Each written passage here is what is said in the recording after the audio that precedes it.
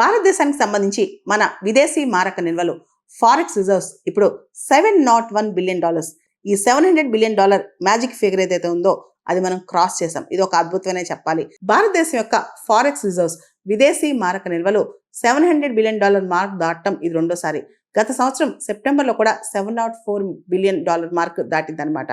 ఇప్పుడు చూస్తే ఇప్పుడు 701. ఈ 700 బిలియన్ మార్క్ దాటడం ఇది రెండోసారి అని చెప్పొచ్చు. మనం చూస్తే కనుక యుఎస్ డాలర్ ఏదైతే ఉందో దానికి సంబంధించి యుఎస్ డాలర్ రేటు పెరగటం, అదేవిధంగా గోల్డ్ రిజర్వ్స్ ఇవన్నీ కూడా పెరగటం, గోల్డ్ కాస్ట్ పెరగటం ఇవన్నీ కూడా దీనికి సపోర్ట్ అయ్యాయి అనమాట. ప్రత్యేకంగా మనం చూసుకుంటే కనుక గోల్డ్ కావచ్చు, ఫారిన్ కరెన్సీ అసెట్స్ కావచ్చు, అదేవిధంగా special drawing rights, reserve trench position ఇవన్నీ కూడా ఫారెక్స్ రిజర్వ్స్ లిస్ట్లో వస్తాయి అనమాట. అంటే మన ఆర్బీఐ వాళ్ళు, అంటే మన సెంట్రల్ బ్యాంక్ వాళ్ళు ఈ ఫారెక్స్ రిజర్వ్స్ని మెయింటైన్ చేస్తారు. దీనిలో ప్రత్యేకంగా ఫారిన్ కరెన్సీ అసెట్స్ ఉంటాయి. ఎక్కువగా డాలర్ రూపంలోనే ఉంటాయి. కొన్ని ఎన్ కావచ్చు, యూరో కావచ్చు, ఇవన్నీ ఉంటాయి, కానీ డాలర్ రూపంలో ఎక్కువ ఉంటాయి అనమాట. తర్వాత గోల్డ్ రిజర్వ్స్ ఉంటాయి, స్పెషల్ డ్రాయింగ్ రైట్స్, ఐఎంఎఫ్లో మనకున్న ఎస్డిఆర్స్ ఉంటాయి అనమాట. తర్వాత రిజర్వ్ ట్రెంచ్ పొజిషన్ ఉంటుంది అనమాట. ఇదంతా కలిపి మనం ఫారెక్స్ రిజర్వ్స్ అంటాం అనమాట. మనం చూస్తే గత సంవత్సరంతో పోలిస్తే ఈ సంవత్సరం రికార్డ్ హైలో మన విదేశీ మారక నిల్వలు ఉన్నాయి. సాధారణంగా మనం ఏదైతే ఇతర దేశాల నుంచి కొనుక్కొచ్చుకుంటామో, ఇంపోర్ట్ చేసుకుంటామో వాటికి అన్నిటికీ కూడా ఈ విదేశీ మారక నిల్వలు, ఈ ఫారెక్స్ రిజర్వ్సే సపోర్ట్ అనమాట. మనం చూస్తే కనీసం 6 months సరిపడా ఫారెక్స్ రిజర్వ్స్ మనం మెయింటైన్ చేయాలంటే 6 నెలల ఇంపోర్ట్స్ సరిపడా మనం విదేశీ మారక నిల్వలు మెయింటైన్ చేయాలన్నమాట. అయితే ప్రస్తుతం ఉన్న $701 బిలియన్ అనేవి దాదాపు 11-12 నెలల వరకు కూడా మన ఇంపోర్ట్ సపోర్ట్ చేస్తాయి. అంటే వచ్చే సంవత్సరం టైం వరకు కూడా మనం చేసుకునే అన్ని ఇంపోర్ట్స్లో ఈ సపోర్ట్ చేస్తాయి అనమాట.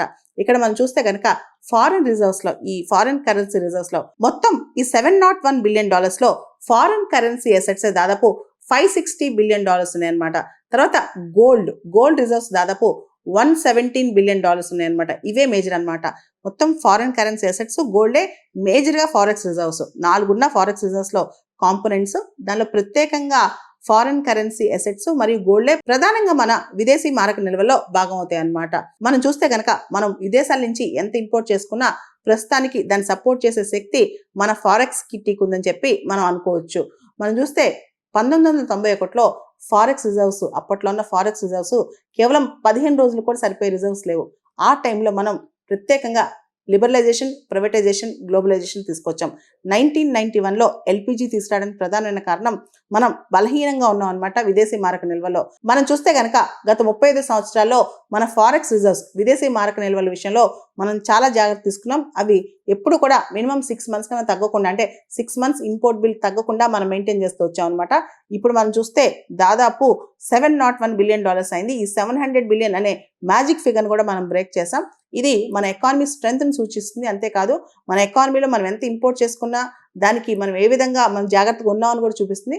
దాంతోపాటు మనం భారతదేశంలో ఎక్స్పోర్ట్ ప్రమోషన్స్ కూడా స్టార్ట్ చేస్తున్నాం. మేడ్ ఇన్ ఇండియా వీటిని కూడా సపోర్ట్ చేస్తున్నాం. కాబట్టి ఖచ్చితంగా భారతదేశం త్వరలో 3rd లార్జెస్ట్ ఎకానమీ అవకాశం కనిపిస్తోంది. వరల్డ్ పాపులేషన్ రివ్యూ ప్రకారం ఫారెక్స్ రిజర్వ్స్ లో భారతదేశం ప్రపంచంలోనే 4వ స్థానంలో ఉంది.